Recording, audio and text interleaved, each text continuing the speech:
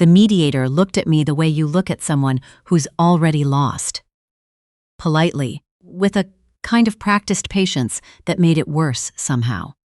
Like she already knew how this was going to end, and she was just doing me the courtesy of letting it play out. I remember the room, round table, beige walls, a fake succulent in a white pot by the window. The kind of room designed to feel neutral and ending up feeling like nothing at all. My hands were flat on the table because I didn't know what else to do with them. And across from me, my husband of 9 years, Brendan, was leaning back in his chair the way he always did when he thought he'd already won something. He had a folder in front of him. Thick, tabbed. I didn't have a folder. I had my lawyer, a woman named Patricia Ossie, who I'd hired 4 weeks earlier when things stopped being something I could manage on my own. And I had my phone, which I had set face down on the table without really thinking about why. That's the image that keeps coming back to me. Not the folder, not Brendan's face, just my phone, face down on that beige table, like even my own hands knew something I didn't yet. I should tell you who I am before I tell you what happened, because I think it matters. My name is Vivienne. I'm 34 years old. I run a landscape architecture firm out of Calgary. I started it 8 years ago with a client list of 3, and a used pickup truck I drove myself because I couldn't afford a crew yet. By the time any of this happened, I had 11 full-time employees, 2 trucks I didn't drive myself, and a project on the books with the city of Calgary that I'm still quietly proud of. A green corridor design along a stretch of the Bow River. Nothing that makes the news, but something that will be there for a long time. Brendan Holt, my husband or my almost ex-husband by the point we sat down at that table, worked in commercial insurance. He was good at it. He made a comfortable living. I want to be clear about that because what I'm about to tell you could sound like I'm trying to make him small, and I'm not. He earned real money. He had a real career. He just happened to earn significantly less than I did, and at some point, I think that stopped being a fact about our finances and started being something he kept in his chest, like a stone. He never said it outright. That wasn't Brendan's way. He was a man who communicated in implications and silences, who could make you feel something without ever saying the thing that made you feel it. For years, I thought that was sophistication. Later, I understood it as a kind of cowardice. I won't walk you through the whole marriage. You don't need that, and honestly, neither do I.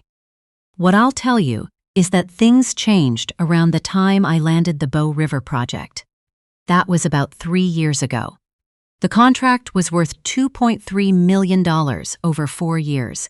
It was the biggest thing my firm had ever done. The night I found out we'd won the bid, I called Brendan first. I was sitting in the parking lot of a Tim Hortons in the Northeast End, and I was shaking. I was actually shaking, and I called him, and he said, "That's great, Viv," in a tone of voice I can still hear if I try, which I've learned not to. He took me to dinner. He bought good wine. But something had shifted, and I only understood it looking back. The arguments that followed were always about other things. The schedule, the weekends I worked, the conferences I attended. He started talking about wanting to move out of Calgary, somewhere smaller, somewhere quieter. He brought it up regularly, reasonably, in the way he had. I said I couldn't relocate the firm. He said I could if I wanted to. I said that wasn't fair. He said a lot of things weren't fair. We went to couples counseling for 8 months. We stopped going when it became clear the counselor had started gently suggesting Brendan examine something in himself he wasn't willing to examine. By the time I filed for separation, we had been living in the same house like polite strangers for almost a year. I need to tell you about Theo.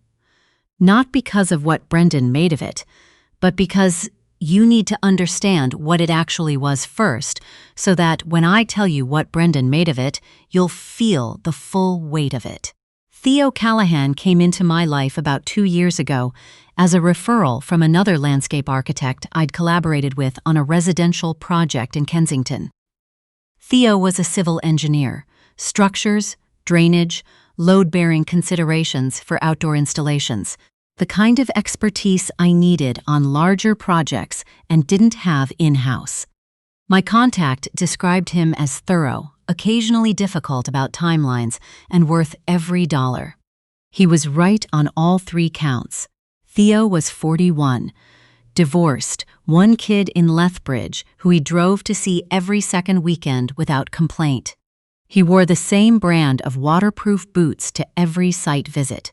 He sent invoices that were itemized to a degree I found almost aggressive the first time I saw one, and then came to appreciate deeply.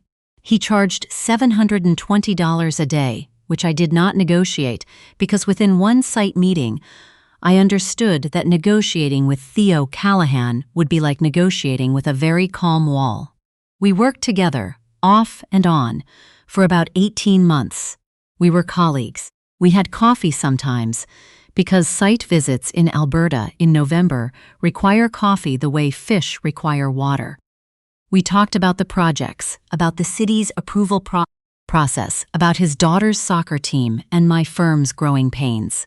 He was easy to talk to in the way competent people often are. No ego about the small things, because the knowledge is secure enough not to need it. There was nothing else. I want you to hold on to that, because what comes next requires it. Brendan had a lawyer named Wade Forsyth, a man who specialized in what I came to think of as aggressive reasonableness. Everything he said sounded moderate. Everything he proposed was designed to take as much as possible while sounding like he was barely asking for anything. His position in that mediation room was that I owed Brendan a significant portion of the firm. I'll explain why that's complicated. We had a prenuptial agreement. We had signed it before we married, with independent legal advice on both sides, in a lawyer's office on a Tuesday morning in October. The agreement was clear. The firm was mine. The assets I'd brought into the marriage were mine. What we built together was joint. Wade's argument was that the firm had appreciated substantially during the marriage, and that Brendan's domestic contributions, taking care of logistics at home, managing our rental property, being available in ways I was not because of my schedule, had enabled that appreciation. He was asking for 30% of the firm's assessed value. 30% of my firm's assessed value was a number that would require me to either take on significant debt or sell a portion of the business. Patricia had good arguments. Our prenup was solid. I had documentation going back 8 years. We were prepared. But then Wade said he had something to add to the picture. He said it the way you'd say, "Oh, before I forget," almost casual, already opening the folder. And he produced 3 photographs. I know what you're thinking, and I want to be precise about what the photographs actually showed. One was of me and Theo walking to a site in the Beltline. Our shoulders close, heads tilted slightly toward each other. One was taken through what appeared to be a coffee shop window, the 2 of us at a corner table, both leaning in over what I knew was a set of drainage schematics. The third was of Theo's truck in our firm's parking lot, taken at what the timestamp suggested was 7:15 in the evening. They looked, if you wanted them to, like something. Wade said they suggested I had been engaged in an extramarital relationship with a colleague. He said this was relevant because it potentially bore on questions of character, trust, and the nature of the partnership the prenuptial agreement was meant to govern. Patricia started to object. I put my hand on her arm, because Wade had just said, "We've also asked Mr. Callahan to come in today and offer his account of the working relationship." And the door opened. I want to tell you what it felt like when Theo Callahan walked into that room, because I think otherwise this part won't make sense. It felt like the floor dropped an inch. Not more than that. Just enough. My stomach did the thing it does when an elevator starts moving, and your body doesn't catch up immediately. I looked at him, and I looked at Brendan, and I understood, in the space of about 3 seconds, what was supposed to happen here. Theo was supposed to be embarrassed. He was supposed to be evasive. He was supposed to say something that could be interpreted 2 ways. Or he was supposed to be so obviously put on the spot that his discomfort would read as guilt. That was the play. You introduce the witness, you let the room draw its own conclusions, and then you say, "Surely this raises questions." Wade gestured to a chair. Theo sat down. He put his bag on the floor with a small, careful movement that I recognized. The same thing he did at site visits, same deliberateness, same composure. Wade started his questions. Professional relationship, how long, how frequently they met, had there been meetings outside of work hours? Theo answered each one directly. 2 years. 18 months with significant overlap, 14 site visits, 6 planning meetings, 2 stakeholder presentations. Meetings outside standard hours had occurred when project timelines required it. He said this without any particular emotion, the way someone recites accurate information, because accuracy is simply the default. And then Wade leaned forward slightly and said, "Mr. Callahan, in your professional opinion, how would you characterize your personal relationship with Miss Lacroix?" That was my married name. Vivienne Lacroix Holt, technically, but I had gone back to Lacroix the month before, and Wade used it like a small territorial flag. Theo looked at him for a moment. Then he reached into the bag he'd placed on the floor and took out his phone. I didn't know what was on it. I want to be honest about that. I didn't know what he had or what he was going to do. I watched him unlock the screen and set it on the table the same way he set everything down, with intention. He said, "I'd like to share something before I answer that." Theo had kept records. Of course he had. This is what I mean when I tell you that the man sent invoices itemized to a degree I found aggressive. Of course, Theo Callahan kept records. He kept records the way some people breathe. He had, on his phone, a folder of documentation covering every professional engagement with my firm. Every invoice, every email thread, every site report, every message. Not because he suspected anything, because that was how he worked. Because 18 months into contracting for a growing firm on a multi-million-dollar municipal project, you keep your documentation current. That's just what you do. He opened the folder and handed the phone to the mediator. He walked her through it methodically. The 14 site visits, all corresponding to project phases documented in the Bow River file.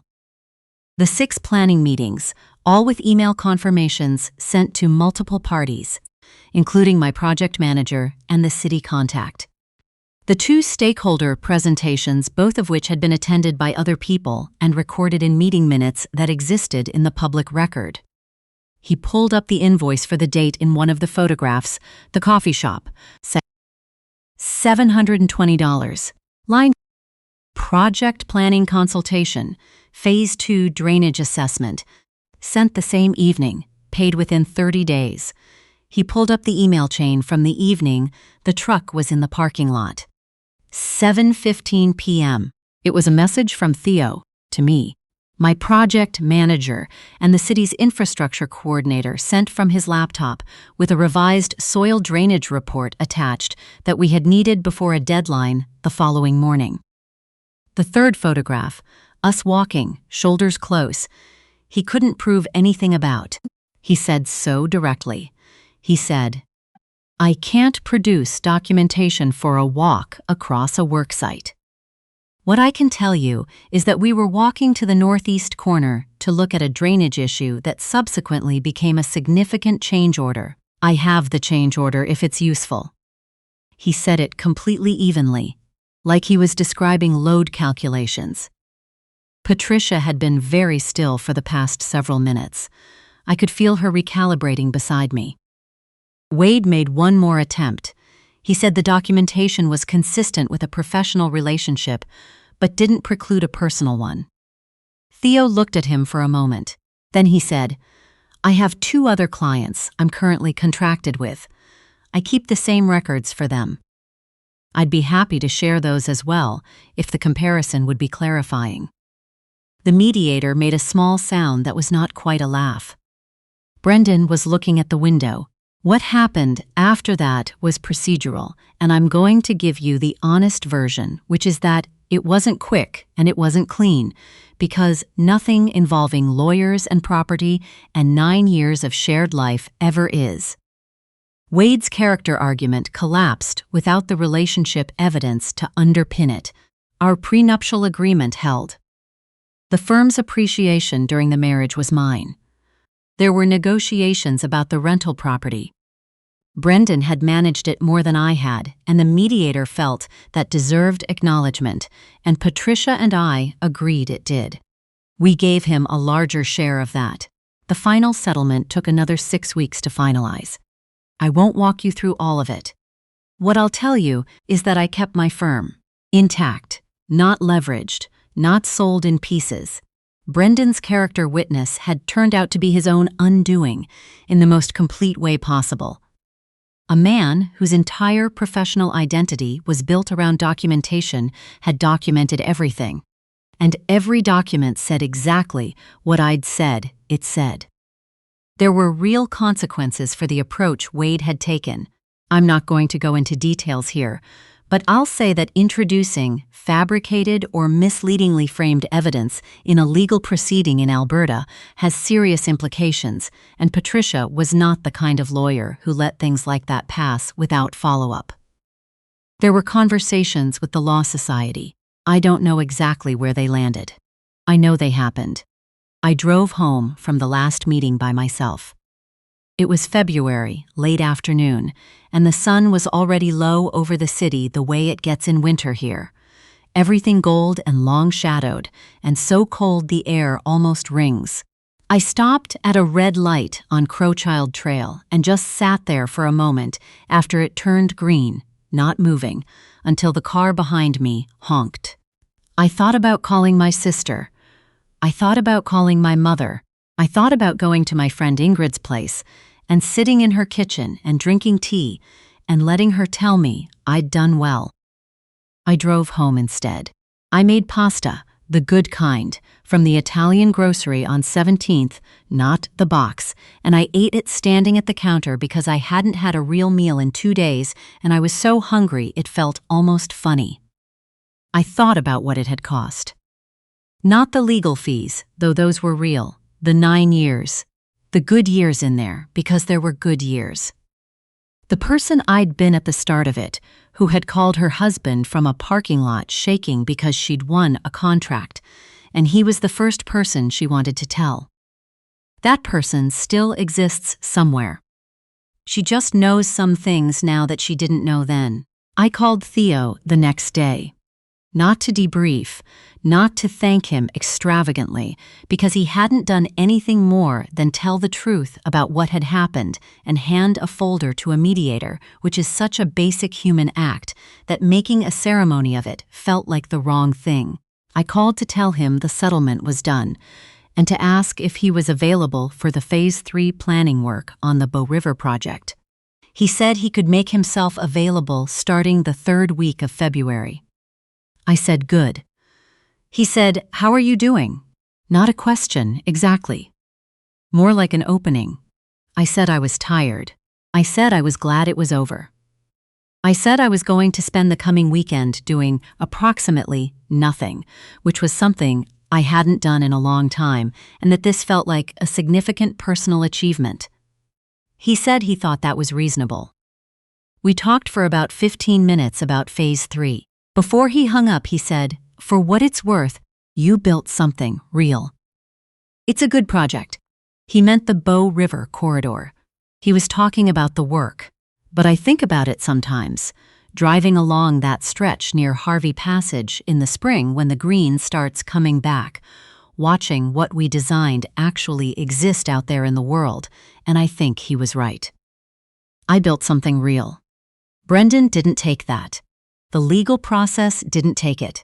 The photographs and the folder and the beige mediation room and the whole exhausting machinery of it, none of it took that. What's mine stayed mine, and I am still here, doing the work I chose in the city I chose, running the business I built with my own hands before anyone else believed it would amount to anything. I think that's the part that matters when I look back at all of it. Not the vindication, though that was real. Not even the settlement, though I needed it. Just the fact that I'm still here, still building.